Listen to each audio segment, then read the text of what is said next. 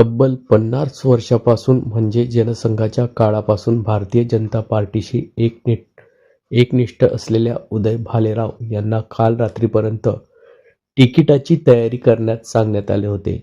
मात्र आज दिनांक 30 डिसेंबर रोजी दुपारी 4 वाजता तिकीट कापल्याने ते प्रचंड संतप्त झाले असून विशेष म्हणजे पक्षनिष्ठा असल्याने ते पक्षाच्याच उमेदवाराचा प्रचार करणार असले तरी नेत्यांनी आपली क्रूर चेष्टा केल्याची भावना यावेळी उदय भालेराव यांनी व्यक्त केली आहे. भारतीय जनता पार्टीशी एकनिष्ठ असलेल्या उदय भालेराव यांना हेच 50 वर्षाच्या तपस्येचे फळ मिळाले का? यामुळेच राजकीय वर्तुळात जोरदार चर्चा रंगली होती की निष्ठावंतांवर हाच पक्षाचा अन्याय आहे का? गेल्या 50 वर्षापासून जनसंघाच्या काळापासून एकनिष्ठ असलेले उदय भालेराव यांना मात्र अचानक तिकीट कापले गेल्यामुळे मोठा धक्का यावेळी बसला आहे. या संदर्भात उदय भालेराव नेमकं काय बोलले आहेत ते जाणून घेऊयात.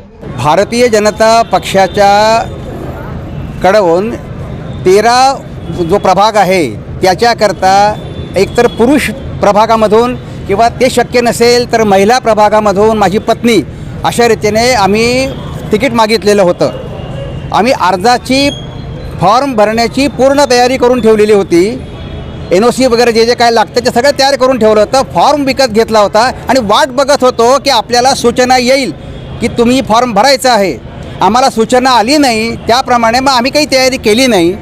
आणि रात्री 11:15च्या सुमाराला माननीय आमदार मंगेशदादा चव्हाण यांचा मला फोन आला की तुम्ही 13मधून जनरल महिलाच्या जागेवरती निवडणूक लढवायची तुमची तयारी झाली आहे ना सगळी? म्हटलं हो झालेली, आम्ही लढणार आहोत अशा रीतीने मी उत्तर दिलं.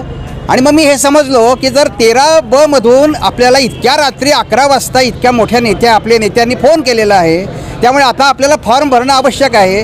रात्री 11:30च्या नंतर वकिलांना झोपेतनं उठवलं, सूचक अनुमोदक रात्री गोळा केले आणि नेत्याचा शब्द खाली जाऊ नये म्हणून केवळ आम्ही रात्री 2 वाजेपर्यंत जागून फॉर्म भरला. आणि इथे येऊन आम्ही फॉर्म भरल्यानंतर आत्ता अशी काही बातमी कानावर येते आहे की त्या ठिकाणी आमचा विचार न करता अन्य कुठल्या तरी नवख्या लोकांचा विचार जो आहे झालेला आहे. जर तसं करायचं नव्हतं तर आम्हाला का सांगितलं गेलं की तुम्ही लढायला तयार आहात का आणि फॉर्म भरा? माझ्यासारख्या आज जवळजवळ 50 वर्ष भारतीय जनता पार्टीच्या विचारांकरता लढणाऱ्या कार्यकर्त्याचा हा अपमान झाला आहे असं मी समजतो.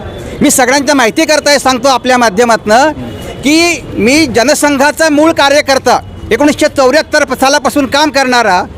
आणि याच्यामध्ये असं होतं की आज 30 डिसेंबर आहे, बरोबर आजच्या 50 वर्षापूर्वी मी आणीबाणीच्या काळामध्ये सत्याग्रह केलेला आहे. महाराष्ट्रातला सगळ्यात लहान वयाचा बालसत्याग्रही म्हणून माझा गौरव केलेला आहे शासनाने. आणि माझी ही जर पक्षाचं काम करणारा एक निष्ठावंत कार्यकर्ता आहे. मला सांगितलं गेलं की तुम्ही तयारी करा रात्री 11 वाजता. आणि नंतर हा जो काही प्रकार झालेला आहे याच्याने अतिशय दुःख झालेलं आहे. हेची फळं काय ममतपाला गेले 50 वर्ष माझ्यासारखा एक कार्यकर्ता निष्ठेने काम करतो आहे. ते तुम्ही अशा रीतीने फसगत करायला नको होती आमची, असं माझं स्पष्ट मत आहे. मी भारतीय जनता पक्षाचा ज्येष्ठ कार्यकर्ता आहे. मला नाही वाटत की 50 वर्षापेक्षा कोणी कार्यकर्ते या ठिकाणी सक्रिय असतील आत्ता. आणि माझ्यासारख्या कार्यकर्त्याला सांगून का असं केलं? तुम्ही सांगितलं का नाही सकाळी मला की इथे वाटाघाटीमध्ये ह्या जागा गेलेल्या आहेत, तुम्ही फॉर्म भरू नका असं सांगितलं असतं तर आम्हाला काही वाटलं नसतं. पण सांगून हा जो प्रकार झालेला आहे या सगळ्या प्रकाराची मी आमचे नेते गिरीश भाऊ महाजन यांच्याशी बोलणार आहे. आणि मला नक्की खात्री आहे की माननीय गिरीश भाऊ माझं काही कैफियत आहे ती ऐकून घेतील. कारण माझी निष्ठा, माझी एक नेता म्हणून जो आहे ते सर्वोच्च नेते आत्ता जिल्ह्याचे आपले सगळे जे आहेत हे गिरीश भाऊ महाजन आहेत. पण ही झालेली फसगत जी आहे ही जिव्हारी लागलेली आहे. सांगायचं होतं ना की फॉर्म तुम्ही भरू नका, वाटाघाटीमध्ये जागा दुसरीकडे गेली, आम्ही काही वेगळा निर्णय घेतला आहे हे सांगायला असतं तर आम्ही गेलो, हा प्रकार केला नसताना इथे आलोही नसतो.